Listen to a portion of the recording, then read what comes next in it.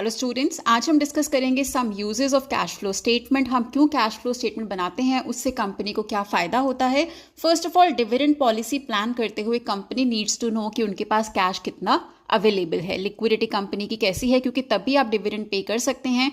Companies के पास बहुत बार profit अच्छा हो सकता है, बट उसका मतलब ये नहीं कि उनके पास कैश भी अवेलेबल है टू पे द डिविडेंड्स। Secondly, forecasting. अगर आपको फोरकास्ट करना है फ्यूचर के लिए, you need to have a knowledge of cash position of the company. Next is estimation of liquidity. company कितनी liquid है। liquid का मतलब is company able to meet its short term obligations on time or not. liquidity position जानने के लिए भी cash का पता होना जरूरी होता है। we must understand हमारे पास कैश कितना है। Effective tool for planning. अगर आपको कुछ भी प्लान करना है फ्यूचर के लिए, फॉर एग्जांपल कंपनी को एक मशीन ही परचेज करनी है, कंपनी अपनी बैलेंस शीट देखती है, वहां पर प्रॉफिट बहुत ज़्यादा है, बट इसका मतलब ये नहीं होता कि कंपनी के पास कैश भी अवेलेबल है।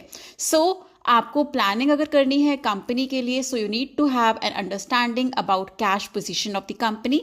And lastly, allocation of cash. आप कैश को अलोकेट कर सकते हैं जब आपको एक्चुअल कैश की पोजीशन पता होगी। आप ये डिसाइड कर सकते हैं कितना पैसा आपको डिविडेंड में लगाना है, कितना पैसा आपको मशीनरी परचेज करने के लिए यूज़ करना है, कितना पैसा आपको कंपनी की बिल्डिंग की रेनोवेशन के लिए यूज़ करना है। आप कैश का एलोकेशन तभी कर पाएंगे when you will have a clear understanding कि आपके पास कितना कैश अवेलेबल है, और वो हमें कहाँ से पता चलता है, बाय कैश फ्लो स्टेटमेंट। इसके अलावा we have many other uses as well of cash flow statement. Write down that in the comment section.